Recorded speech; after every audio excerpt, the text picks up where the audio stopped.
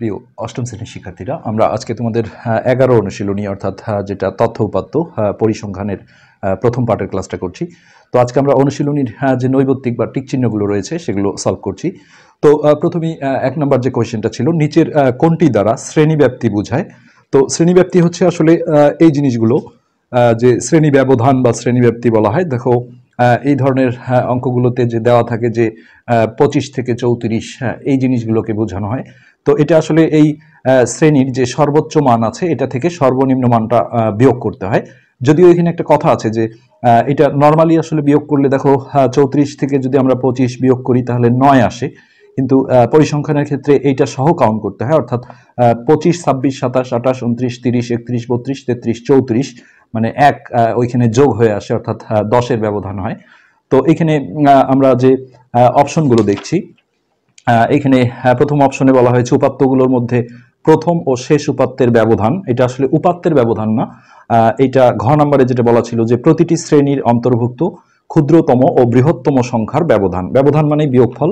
তো প্রতিটি শ্রেণীর এইখানে যে ক্ষুদ্রতম আছে আর বৃহত্তম আছে, এই দুটোর ব্যবধানটাকেই আমরা হচ্ছে যে শ্রেণীব্যাপ্তি বলে থাকি। তো এইখানে ঘ নাম্বার যে অপশনটা ছিল এটা হবে তোমাদের এখানে রাইট অ্যান্সার, ঘ নাম্বারটা। তারপরে আমরা দেখছি যে 2 নম্বর প্রশ্নটা, একটি শ্রেণীতে যতগুলো উপাত্ত অন্তর্ভুক্ত হয় তার নির্দেশক নিচের কোনটি। তো একটা শ্রেণীতে কতগুলো উপাত্ত থাকে সেটা আমরা যদি এইখানে দেখাই, যেটাকে গণসংখ্যা দিয়ে আসলে প্রকাশ করা হয় যে এই শ্রেণীতে কয়টা আছে, এই শ্রেণীতে কয়টা আছে। তো সেই রকমই অপশন আমরা এখানে খুঁজবো। তো গণসংখ্যা অপশনটা এখানে যদিও নাই, হ্যাঁ, তাহলে এইখানে যেটা আমাদের অ্যান্সার হবে আছে যে শ্রেণীর গণসংখ্যা বলা আছে। আমরা সংক্ষেপে আসলে গণসংখ্যা বলি, এটাই হলো শ্রেণীর গণসংখ্যা। তো একটা শ্রেণীতে আসলে কতগুলো উপাত্ত থাকে এটা গণসংখ্যা দিয়েই প্রকাশ করা হয়। নেক্সট 3 নম্বর যে কোয়েশ্চেনটা আছে, 8, 12, 16, 17, 20 হ্যাঁ সংখ্যাগুলোর গড় কত। তো এইসব ক্ষেত্রে এই সংখ্যাগুলো যোগ করে 1, 2, 3, 4, 5 রাশির সংখ্যা 5, সেই 5 দিয়ে ভাগ করতে হবে। তো আমরা যদি এটা যোগ করি তাহলে 8 আর 12 যোগ করলে হবে 20, 20, 20, 40, 40 আর এদিকে হচ্ছে আমাদের 16, 40, 16 আর 17।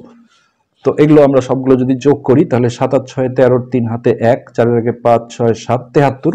তাহলে রাশির সংখ্যা 1, 2, 3, 4, 5। তো এই 73কে আমরা যদি এখন 5 দিয়ে ভাগ করি তাহলে আমরা গড় পেয়ে যাব। তো 5 অক্ষে 5, 6, 7, 2, এখান থেকে আমরা 3 কেটে নিলাম। তো 4, 5, 20।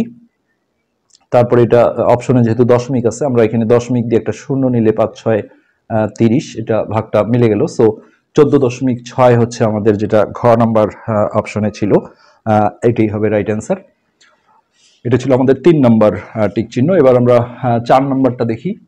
4 নম্বরে বলা আছে 10, 12, 14, 18, 19, 25 সংখ্যাগুলোর মধ্যক কত। তো এই মধ্যক তোমরা নিশ্চয়ই আসলে ষষ্ঠ শ্রেণী থেকেই মধ্যক রয়েছে।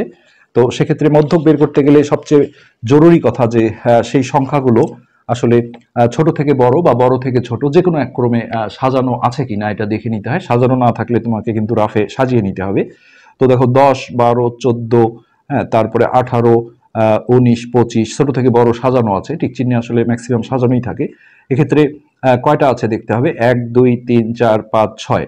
যদি বিজোড় সংখ্যক থাকে যেমন 5টা, তাহলে দুই পাশে সমানভাবে ঢেকে নিতে হয়, যেমন দুইটা দুইটা করে ঢাকলে মাঝখানে একটা থাকবে, সেটাই মধ্যক। আর জোড় যদি হয়, জোড় সংখ্যক হলে দেখো 1, 2, 3, 4, 5, 6 দুই পাশে কিন্তু সমান সংখ্যক ভাবে ঢেকে একটাকে মাঝখানে হচ্ছে যে রাখা সম্ভব না।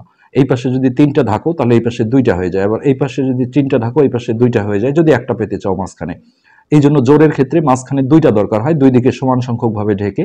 অর্থাৎ এদিকে আমরা যদি 2টা ঢাকি, এই 2টা, আর এই পাশ থেকে যদি 2টা ঢাকি, মাঝখানে 2টা থাকবে, এই 2টার গড় করতে হয়, অর্থাৎ ওই 2টা যোগ করে 2 দিয়ে ভাগ করতে হয়। তো 8, 4, 12, 12 2 হাতে 1, 1 এর একে 2 এর একে 3, 32 হচ্ছে। তাকে যদি আমরা 2 দিয়ে ভাগ দিই তাহলে 16 হবে। সো সিম্পলি এই গ নাম্বার অ্যান্সারটা রাইট হবে। কিন্তু এই কাজটা করার আগে তোমাকে সবার আগে দেখতে হবে যে এগুলো ছোট থেকে বড় অথবা বড় থেকে ছোট ক্রমে সাজানো আছে কিনা। যদি সাজানো না থাকে তাহলে কিন্তু তোমাকে রাফে আগে জিনিসটাকে সাজিয়ে নিতে হবে। নেক্সট আমরা 5 নাম্বারটায় দেখছি, এখানে প্রচুরক চাচ্ছে। প্রচুর থেকে প্রচুরক কথাটা আসে, মানে কোন সংখ্যাটা সবচেয়ে বেশি বার আছে। দেখো 12, 1, 2, দুইবার আছে 12 তিনবার, 1 2 3। আর 11 আছে হচ্ছে 1 2 3। তাহলে 11 তিনবার আছে, 12 তিনবার আছে। সো এইসব ক্ষেত্রে কিন্তু দুইটাই প্রচুরক হবে। 11 12 দুটোকেই আমাদের বলতে হবে যে প্রচুরক। এরপরে এখানে একটা আমরা ছক দেখছি। নিচে তোমাদের শ্রেণীর 40 জন শিক্ষার্থীর গণিতে প্রাপ্ত নম্বরের গণসংখ্যা নিবেশন সারণী দেওয়া হলো।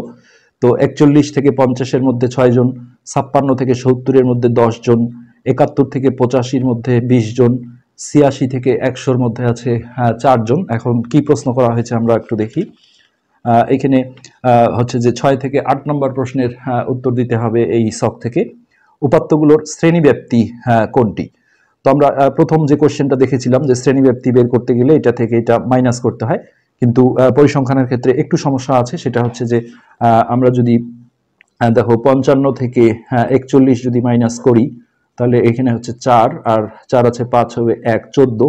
কিন্তু সবসময় 1 বেশি কাউন্ট করে নিতে হয়, অর্থাৎ এই 41টাই হাতের এই এই জায়গায় গুনতে হয়। 41 42 43 44 45 46 47 48 49 50 51 52 53 54 55, অর্থাৎ এখানে 15 ধরতে হবে আমাদের হচ্ছে যে শ্রেণীব্যাপ্তি।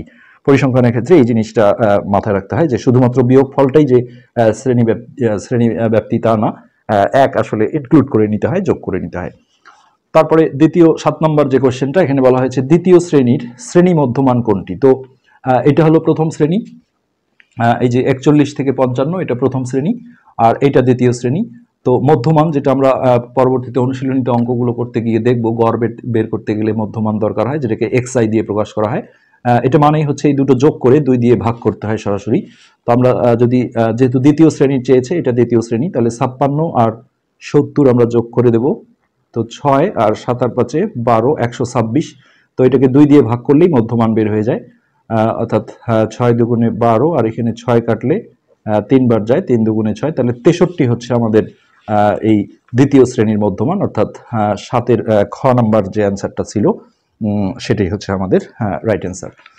তো এখান থেকে 8 নম্বর কোশ্চেনেরও উত্তর দিতে হবে। 8 নম্বরে চাওয়া হয়েছে প্রদত্ত সারণীতে প্রচুরক শ্রেণীর নিম্ন সীমা কোনটি? তো যখন এরকম গণসংখ্যা দিয়ে থাকে, যখন এরকম ছোটা ছোটা থাকে, যেমন 5 নম্বরে ছিল, এখান থেকে আমরা নর্মালি দেখি যে কোনটা বেশি বার আছে সেটাই প্রচুরক।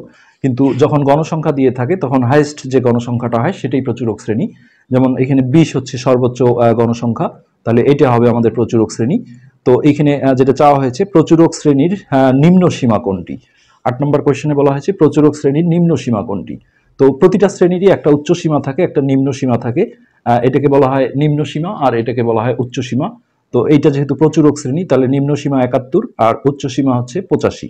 সো এইখানে 8 নম্বর কোয়েশ্চেনে যে 71 ছিল, 8-এর গ নাম্বার যে অ্যান্সারটা ছিল সেটাই হবে এখানে রাইট অ্যান্সার। তো এই পর্যন্তই ছিল নৈবত্তিক বা টিক চিহ্নগুলো অনুশীলনীর। এর পরের পার্টে আমরা পরবর্তী যে অঙ্কগুলো রয়েছে সেগুলো থেকে শুরু করবো ইনশাল্লাহ। আজকে এ পর্যন্তই, ধন্যবাদ।